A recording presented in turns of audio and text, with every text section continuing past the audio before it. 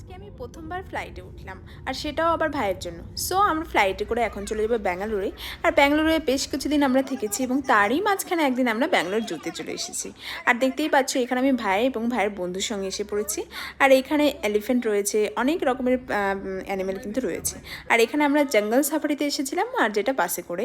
আর এখানে অ্যানিমেলগুলো কিন্তু ছাড়াই থাকে জঙ্গলে। আর এই যে বাঘটা দেখছো, এটা দেখে আমার সব থেকে বেশি ভালো লেগেছিল। এত সুন্দর মানে একটা ভিউ ছিল, মানে কি বলবো, এই সময় তো আমার এত মজা করেছিলাম যে কি বলবো।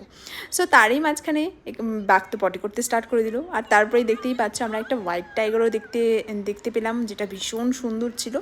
সত্যি কথা বলতে এই জঙ্গল সাফারিটা আমার এত ভালো লেগেছে যে কি বলবো।